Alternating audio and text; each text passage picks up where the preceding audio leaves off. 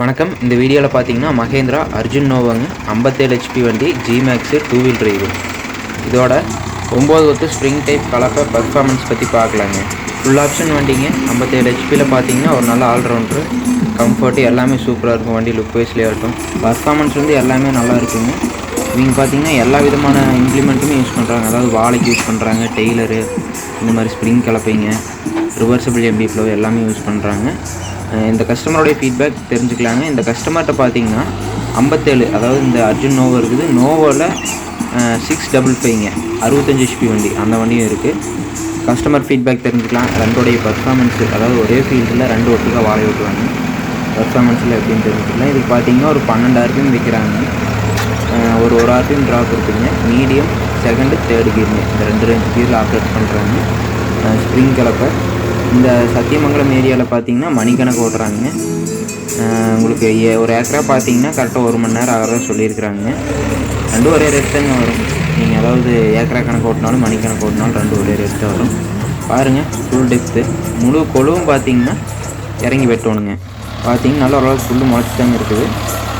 அதாவது கலப்பையை பொறுத்த வரைக்கும் கார் அருமையாக கட்டணும், டெப்த்து வரணும், வண்டிக்கு பெருசாக லோடு இருக்கக்கூடாது, பெருசாக குட்டு போட்டக்கூடாதுங்க.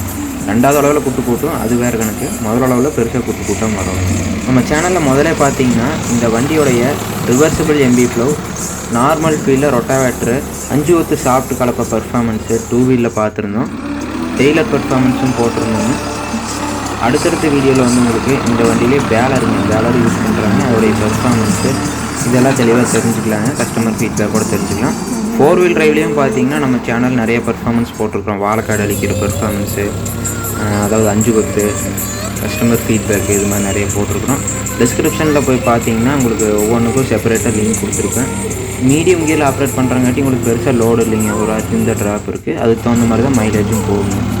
4லேருந்து 5 கிலோ சொல்லியிருக்கிறாங்க மைலேஜ். இதே ஹை கியரில் ஆப்ரேட் பண்ணிங்கன்னா இன்னும் சேர்ந்து போகுங்க. ஏன்னா ஸ்பீடாக போகும்போது இன்னும் லோடு அதிகமாகிக்குது. நீங்கள் ஏக்கரா கணக்கு ஓட்டினாலும் ஒரே காசு தாங்க, மணிக்கணக்கு ஓட்டினாலும் ஒரே காசு தான் ஆகும்.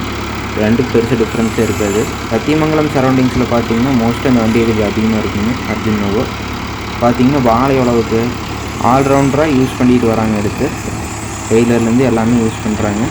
மைலேஜ் பார்த்தீங்கன்னாங்க கஸ்டமர் சொல்கிறத வச்சு தான் பண்ணியிருக்கோம். வண்டி யூஸ் பண்ணுற கஸ்டமரை என்ன சொல்கிறாங்களோ அதை வச்சு தான் மைலேஜ் போடுறோம். நாமளாக சொல்கிறது இல்லை. நீ பார்த்தீங்கன்னா மைலேஜ் நீங்கள் டெஸ்ட் பண்ணி தெரிஞ்சுக்கங்க. ஏன்னா ஒவ்வொரு ஃபீல்டுக்கு ஒவ்வொரு மாதிரி மைலேஜ் போகும். ஸோ அது வந்து நம்ம சொல்லக்கூடாதுங்க, அது தப்பு. ஒரு கஸ்டமர் கிட்டத்தட்ட பார்த்தீங்கன்னா இதே வண்டியில் 9000 மணி நேரம் ஓட்டியிருக்காங்க. அந்த கஸ்டமருடைய ஃபீட்பேக்கு, அந்த வண்டி எந்தளவுக்கு பர்ஃபார்மன்ஸ் இன்னும் இருக்குதா என்னன்னு தெரிஞ்சுக்கலாம். வண்டி எந்த அளவுக்கு ஓடி இருக்குது, எவ்வளோ வருஷம் ஆச்சுங்கிறது முக்கியம் இல்லைங்க. எவ்வளோ தூரம் நீட்டாக அதை வந்து மெயின்டைன் பண்ணியிருக்காங்க, சர்வீஸ் ஸ்பீடெலாம் கரெக்டாக பார்த்து, அதுதான் ரொம்ப முக்கியம். இந்த பதிவு பயனுள்ளதாக தெரிஞ்சால் லைக் பண்ணுங்கள், உங்கள் நண்பர்களுக்கு ஷேர் பண்ணுங்கள்.